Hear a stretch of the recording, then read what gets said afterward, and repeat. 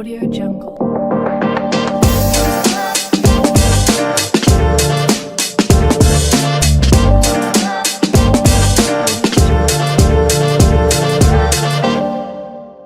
Apa yang masyarakat macam apa yang ada di kita di lingkungan Buddhis atau di lingkungan Indonesia lah. Indonesia ini kan tidak hanya Buddhis kan?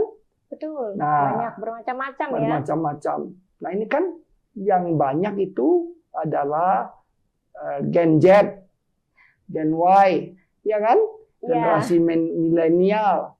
Ya, betul. Nah kalau yang seperti saya ini kan generasi sudah out of date, sudah ketinggalan zaman, ya kan? Generasi baby boomers katanya.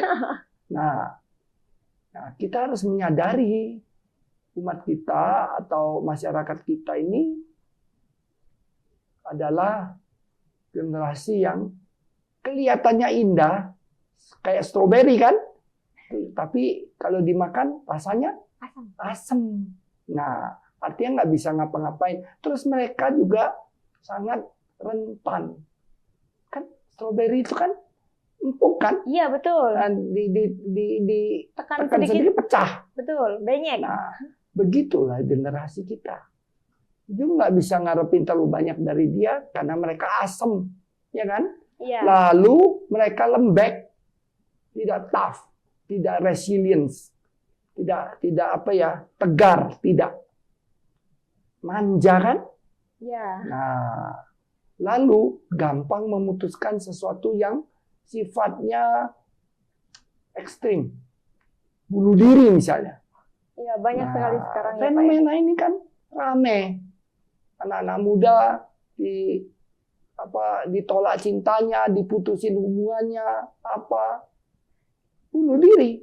Iya, benar. Nah, padahal kata Sang Buddha, untuk menjadi manusia itu kan sangat sulit. Betul. Nah, bukan sulit bagaimana, maksudnya kita menjadi manusia itu harus memberi manfaat kepada orang lain gitu loh. Iya. Nah, kalau bahasa Buddhisnya berkarma baik. Nah, kalau teman sebelah ngomongnya sebaik-baiknya orang adalah mereka yang memberi manfaat, kan begitu. Betul. Nah, jadi kita harus melayani sebagai pengurus atau pengelola rumah ibadah. Karena kita menyadari masyarakat kita ini ya masyarakat kayak gitu tadi.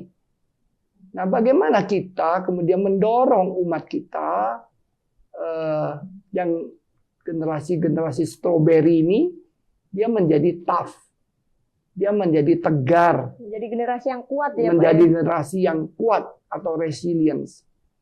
Nah, kalau kita belajar dari tetangga kita Singapura misalnya, kenapa dia tidak jadi generasi stroberi?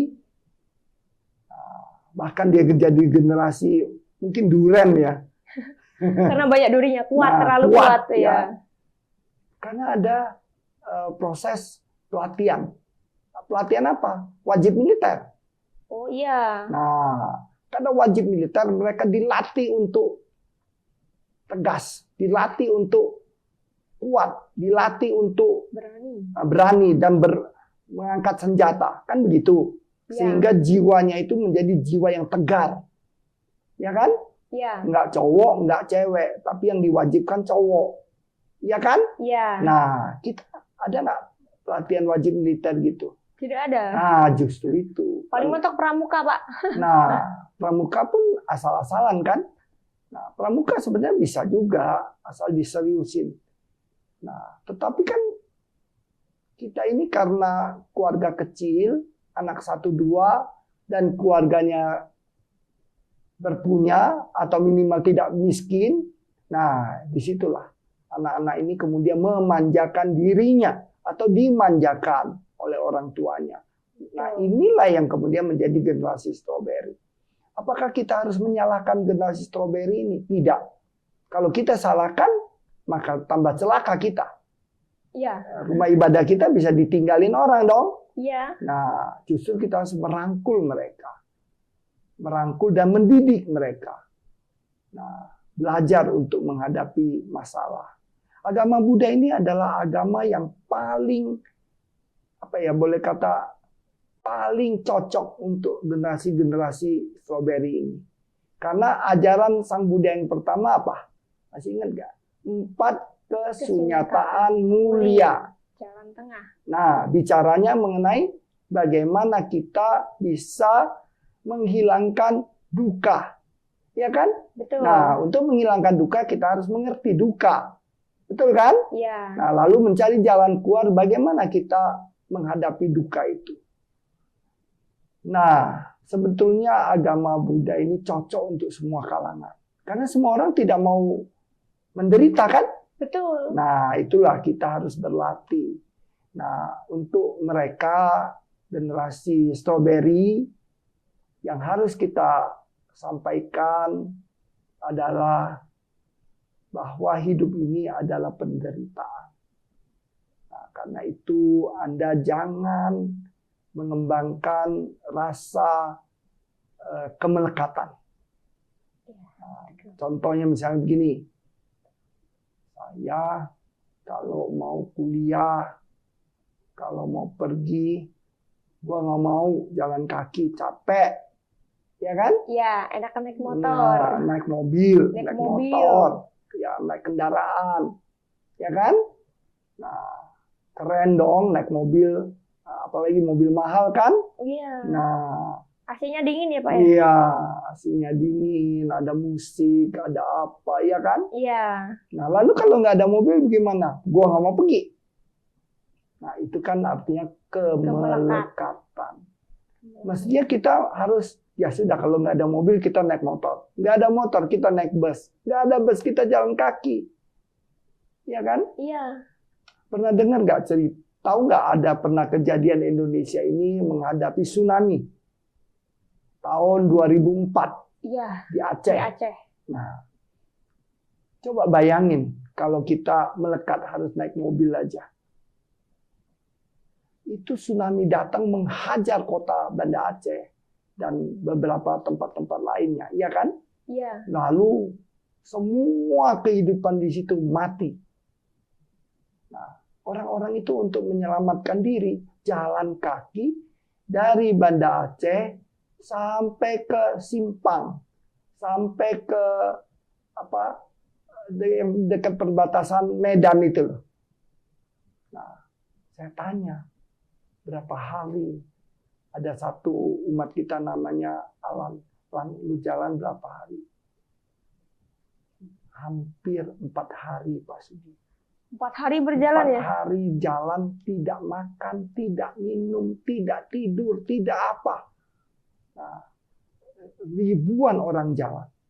Kalau jatuh, artinya mati. Lalu, kalau malam kita beristirahat. Kita duduk aja, Pak. Nggak ngapa-ngapain. Tidak ada rasa lapar, tidak ada rasa apa. Yang ada rasanya, ya kita pengen sampai ke Medan. 4 hari, bayangin. 4 kali 24 jam. Ya kan? Iya. Nah, bisa bayangin kan? Bagaimana kalau kita tadi syaratnya kita harus naik mobil aja? Ya matilah kita. Harus buka mobil dulu, Nah, cari kunci dulu. Nggak ada mobil lagi. Ya kan? Iya. Nah, makanya, Keburu kesiram sama air tsunami ya, Pak ya? iya. Makanya kita harus melihat penderitaan makhluk lain atau orang lain atau kejadian lain. Jangan kita kemudian merasa kita makhluk paling menderita. Oh enggak, penderitaan itu berlapis-lapis. Ya kan? Bayangin sekarang misalnya apa yang terjadi di perang di Gaza situ. Tiba-tiba kita lagi minum kopi, dibom, mati. Ya kan? Iya. Nah, bayangin. Nah, rumah udah nggak ada, masa depan hancur. Ya kan? Iya. Nah, bagaimana merasakan penderitaan orang di zaman perang. Nah, itu yang seperti itu kita perlu untuk lebih banyak mengedukasi teman-teman kita, generasi strawberry, generasi yang merasa hidupnya itu nggak ada artinya. Hidup ini penuh arti. Asal kita mau memanfaatkan diri kita untuk kepentingan orang lain. Gitu. Jangan hanya melihat kepentingan sendiri. Nah, kepentingan sendiri perlu nggak? Oh ya penting, ya kan? Iya. Nah, tapi kita bukan hanya hidup untuk diri kita sendiri. Begitu Linda. Ya. Nah, kita sudah bercerita tentang banyak ya, tentang perizinan rumah ibadah, tentang penderitaan, tentang peran umat antar agama ya Pak ya. Nah, bagaimana nih peran individu dalam mempromosikan toleransi dan kerukunan antar umat beragama di kehidupan sehari-hari Pak Sugi? Menurut Pak Sugi bagaimana? Negara kita ini kan sangat plural ya. Di rumah aja tanpa keluar kita sudah dikirimin suara kan. Iya. Nah, sehari 5 kali minimal. Iya kan? Iya. Nah, kalau kita nggak kuat dengan azan itu, dengan suara-suara itu, lalu kita mau gimana? Iya kan? Nah, ketika kita menyadari, oh, memang ada suara ini, ada suatu keniscayaan kita sebagai minoritas. Ya jelas kita harus dapat menyadari itu. Pertama kita sadari dulu. Toleransi itu mulai dengan kesadaran kan? Betul. Kesadaran bahwa kita hidup di negara yang plural. Negara kita mayoritasnya agama Islam, lalu ada Kristen, ada Hindu, ada Buddha, ada Katolik, ya kan? Iya. Nah, sekarang ada Konghucu lagi. Nah, bahkan teman-teman ada yang mau bikin agama Tao katanya. Ya, jadi belum lagi kita bicara mengenai aliran kepercayaan kayak Sunda Wiwitan dan seterusnya, gitu. Hindu Kaharingan dan sebagainya. Jadi itulah sebabnya kemudian founding father kita mengambil apa yang pernah ditulis oleh Bu Tantular. Bu Tantular ini kan beragama Buddha. Dalam kitab Sutasoma. Nah, disebutkan di situ prinsip Bhinneka Tunggal Ika. Nah, sebenarnya itu cuplikan aja. Lengkapnya kan Bhinneka Tunggal Ika, Dharma, saya lupa itu. Saya juga lupa. Pak Sugi udah lama nggak belajar itu. Ya, yang penting Bhinneka Tunggal Ika ya. Arti berbeda-beda kita tetap satu tujuan. Gitu. Nah, itu. Jadi pertama kita harus menyadari bagaimana kita kemudian menerima toleransi itu. Bagaimana kalau kita tolak? Ya, gimana bisa ditolak? Kita kan bukan hidup di masyarakat yang homogen.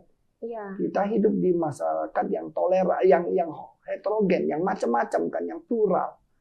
Nah, jadi kalau you bilang gimana caranya kita menyadari dulu, menerima dulu itu. Nah, setelah menerima tentu kita berkomunikasi, ya kan? Berkomunikasi dengan teman-teman yang beda agama. Nah, misalnya praktek saling bantu-membantu, ya kan? Iya. Nah, apa yang terjadi di negara kita ini kan contoh yang paling bagus, yaitu Masjid Istiqlal yang berdampingan dengan gereja katedral, ya kan? Iya. Nah, bagaimana kemudian Sri Paus disambut sama imam besar Masjid Istiqlal.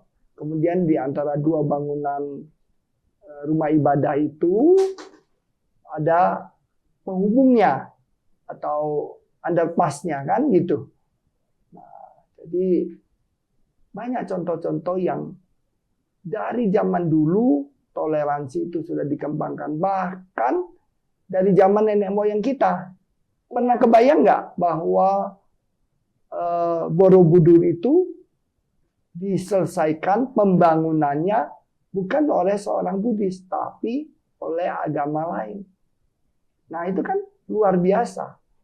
Nah, siapa yang menyelesaikannya? Nah, Rakai Pitakan. Siapa Rakai Pitakan? Rakai Pitakan adalah menantunya Semaratungga. Nah, dia adalah orang Hindu. Dia beragama Hindu. Tapi dia mau menyelesaikan pembangunan Candi Borobudur yang beragama Buddha. Iya kan? Iya. Nah, ini contoh toleransi yang luar biasa. Yang nyata-nyata, yang faktual, benar-benar ada dari zaman dulu. Nah, ketika selesai membangun Candi Borobudur, lalu Rakai Pitakan membangun lagi untuk candi buat dirinya sendiri yang beragama Hindu, yaitu Candi Prambanan, ya kan? Iya. Nah, Prambanan itu adalah karya Rakai Pitakan. Nah, lalu ada yang bilang itu bikinan Bandung Bondowoso. Ah, itu kan cuma legenda Bandung Bondowoso Iya. itu kan. Cerita rakyat ya. Iya. Nah, yang kemudian katanya ada candi utamanya itu adalah Roro Jonggrang, ya kan? Iya. Itu bukan Roro Jonggrang, itu adalah Durga, Dewi Durga. Siapa Dewi Durga? Istrinya Siwa. Nah, itu. Jadi kita harus tahu kalau Roro Jonggrang, Bandung Bondowoso itu legenda. Iya kan? Iya. Tapi anehnya legenda ini yang ngetop daripada aslinya itu kan. Iya. Nah, lalu Rakai Pitakan juga membangun Candi Sewu. Candi Sewu itu adalah candi agama Buddha. Namanya Prasada Manjusri. Nah, Prasada Manjusri. Manjusri ini adalah salah satu bodhisattva dalam agama Buddha Mahayana, ya kan? Iya. Nah, ini contoh dari zaman dahulu, dari abad ke-7, ke-8. Nah, ini dilakukan oleh nenek moyang kita, bangsa Indonesia. Jadi kita nggak usah cari contoh di mana-mana toleransi. Kita lihat aja bangunan-bangunan tua itu, bangunan-bangunan candi yang dari abad ke-7, ke-6, ke-7, ke-8 itu semuanya melambangkan adanya toleransi. Nah, kita harus memaknai seperti itu. Jadi Pak Sugi, dari obrolan kita dari awal hingga saat ini tadi, saya bisa menarik kesimpulan yang saya dapat ya, mengenai perizinan rumah ibadah itu harus sangat-sangat penting ya. Harus didaftarkan secara dokumen, secara Melalui Siori Buddha, dan juga harus diatasnamakan yayasan. Jangan atas nama pribadi karena bisa bermasalah suatu saat nanti. Betul. Dan kita juga harus saling berkomunikasi antara warga sekitar tempat ibadah kita supaya tidak terjadi kesalahpahaman. Betul ya Pak ya? Makanya apalagi menjelang pilkada ini kan sekarang lagi pilkada nih. Iya. Nah, kita kan agama Buddha, umat Buddha sudah 2 kali atau bahkan yang setahu saya ya mengalami masalah intoleransi khususnya pada saat-saat pilkada ini. Apa yang dulu pernah terjadi di beberapa tempat itu di Tanjung Balai Asahan di Sumatera Utara misalnya, itu kan berapa belas, 14 atau 17 kelenteng dan wihara dibakar kan. Iya. Nah, lalu yang terjadi di Marije, Lombok, itu kita punya desa-desa Buddha itu sampai merasa begitu terancam, mencekam, kabur sampai berlindung, mengungsi di Polda. Nah, itu kan hal-hal yang sangat merugikan kita. Ya kan? Nah, jangan sampai peristiwa-peristiwa ini kemudian terjadi lagi. Jadi tentu kita mengharapkan umat Buddha, teman-teman semua dapat menyadari materi yang kita bahas ini. Ya, jadi kita harus berkaca kepada kasus-kasus yang sudah ada supaya tidak terjadi di tempat ibadah kita masing-masing. Jadi harus diperketat lagi masalah dokumentasi legalitas dan komunikasi antar umat ya, supaya tidak terjadi kesalahpahaman. Bukan begitu Pak Sugi? Iya. Ya, terima kasih kepada Pak Sugi sudah menjadi narasumber di Coffee Break and Low ini. Semoga ada kesempatan lain untuk kita ngobrol-ngobrol ya Pak Sugi ya. Oke. Ya, sebelum kita mengakhiri, jangan lupa nanti like, subscribe, dan komen. Mau bahas apa lagi nih di Coffee Break and Low? Kalian penasaran tentang apa nih Sobat Hukum ya? Mungkin nanti kita bisa bahas di sini. Sebelum kita akhiri, mari kita tes kopi dulu Pak Sugi. Iya. Maaf Pak Sugi. Iya. Tes kopi dulu kita. Karena kita Coffee Break and Low. Nah. Cheers.